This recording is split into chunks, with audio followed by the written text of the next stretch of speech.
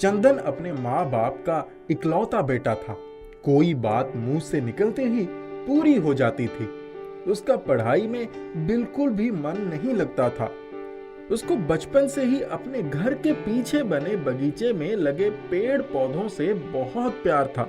यहाँ तक कि उसके पापा ने उसे खिलौने वाला फवारा, खुरपी, कैंची सब औजार लाके दे दिया था, क्योंकि उसके पापा जब भी बगीचे में जाते वो हमेशा उनके साथ ही रहता।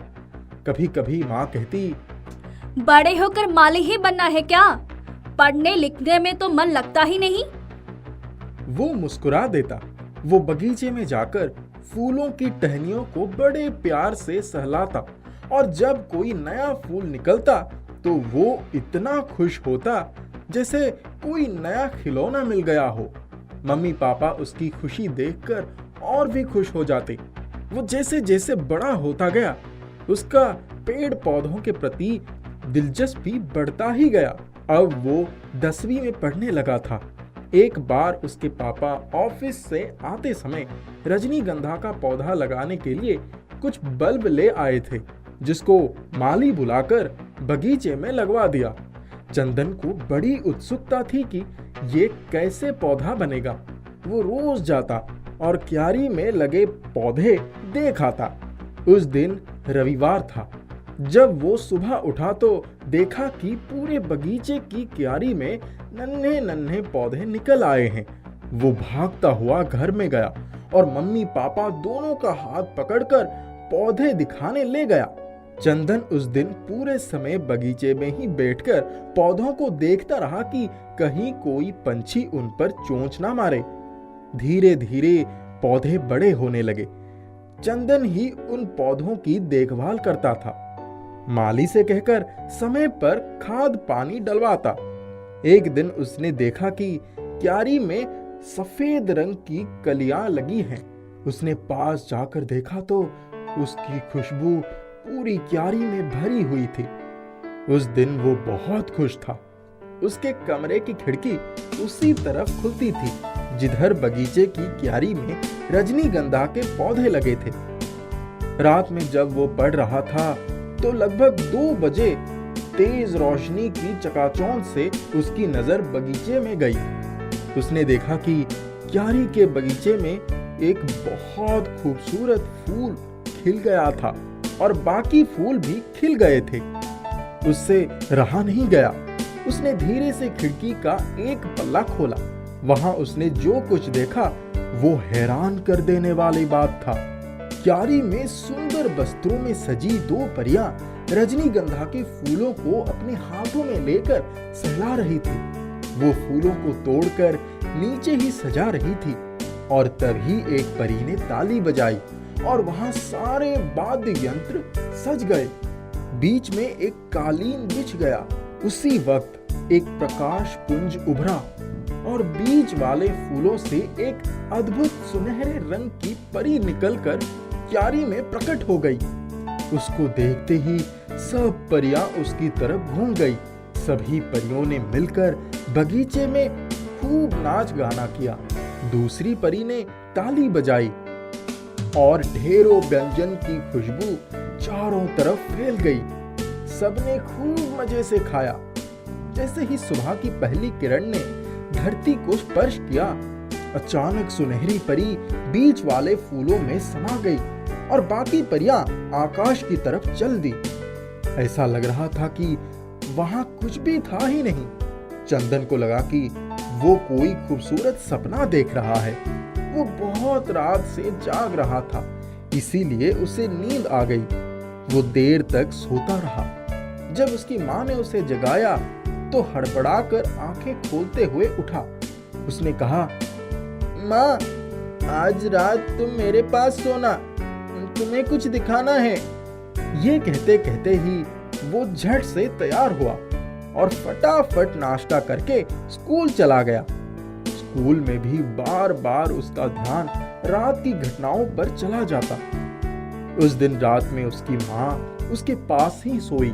वो अपनी टेबल कुर्सी पर बैठा पढ़ रहा था, लेकिन ध्यान बगीचे की तरफ ही लगा था। रात के 2 बजे अचानक तेज रोशनी की चकाचौंध से पूरा बगीचा रोशनी से भर गया। वो झट से माँ को उठाकर खिड़की के पास लाया। पिछले दिन जो कुछ भी हुआ था, उस दिन भी वही सब कुछ हुआ। उसकी माँ की तो आंखें फटी की फटी रह गई। अच्छा चलो, कल कुछ करते हैं। दूसरे दिन उसकी माँ ने परियों के लिए अपने हाथ से खूब सुंदर सुंदर कपड़े सिले और खूब बढ़िया खाना बनाया। जब रात हुई तो उसने और उसकी माँ ने बाहर बगीचे में एक मेज लगाकर उस पर सब कुछ सजा दिया। उस दिन उसके पापा भी यह सब कुछ देखने उसी कमरे में बैठ गए। रात को परियां आई तो वहां मेज पर सब कुछ देखकर खुश हो गईं।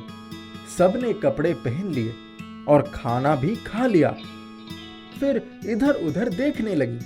तब चंदन, उसकी माँ और पापा सब तुरंत बगीचे में आ गए और परियों के पास जाकर हाथ जोड़कर बोले, आप लोग हमारे बगीचे में आए हैं तो हमारे घर भी चलें। अच्छा चलिए। परियां उसके घर में आई। वहां घर में चारों तरफ घूमी। फिर चंदन से बोली, बोलो, तुमको क्या चाहिए? वो बोला, मुझे पढ़ना लिखना बिल्कुल भी अच्छा नहीं लगता, इसीलिए मुझे बुद्धि दे दीजिए। तुम्हारा पेड़ पौधों के प्रति ये जो प्रेम है वो सबके अंदर नहीं होता। चलो, बुद्धि तो मिल जाएगी, पर पेड़ पौधों के प्रति अपने इस प्रेम को कभी मत छोड़ना। उसकी माँ को उन्होंने एक सुंदर सा छोटा सा संदूक दे दिया और कहा, आपने हमारे लिए इतना अच्छा खाना बनाया, उसके लिए ये उपहार स्वीकार करिए। अब हमें ऐसा ही खाना हमेशा बनाकर खिलाती रहिएगा। हमें आपके हाथ का खाना बहुत अच्छा लगा। बस आप तीनों के अलावा इस बारे में किसी को कुछ भी पता नहीं चलना चाहिए। यह कहकर सभी परियां चली गईं। अब तो चंदन पढ़ाई में बहुत होशियार हो गया था। इस बात को लगभग 7 साल बीत गए। वो जब भी बगीचे में जाता, उसकी नजरें सबसे सुंदर लाल परी पर ठहर जाती। अब तो उसकी नौकरी भी लग गई थी। घर में उसकी शादी की बातें भी चलने लगी। एक दिन जब वो परियों के पास खाना लेकर गया, तब सुनहरी परी ने कहा, चंदन, हम तुम्हें कुछ उपहार देना चाहते हैं। तुम हमारे साथ इतने समय से रह रहे हो, आज तक तुमने बुद्धि के अलावा कुछ नहीं मांगा। चंदन शर्माते हुए बोला, मुझे आप जो चाहते हो वो दे दीजिए। आपकी दी हुई हर चीज मुझे स्वीकार है। सुनहरी परी ने कहा, चलो, मैं अपनी इस लाल परी का हाथ तुम्हारे हाथ में देती हूँ। ये तुम्हें बहुत पसंद करती है। चंदन की तो मारे खुशी के बाछें खिल गई। वो बोला, सच्ची? सुनहरी परी ने कहा, हाँ भाई, सच्ची। हमें धरती पर तुमसे योग्य इंसान मिलना मुश्किल है। यह कहते हुए उसने लाल परी का हाथ चंदन के हाथ में थमा दिया। सुनहरी परी ने कहा, अब तुम अपनी शादी में हमें बुलाना मत भूलना। आप लोगों ने मेरा जीवन खुशियों से भर दिया है। और कोई आए चाहे ना आए, पर आपके बिना मैं शादी ही नहीं कर सकता। परियां चली गईं। वो लाल परी को लेकर अपने घर में गया और अपनी माँ और पापा को जगाया।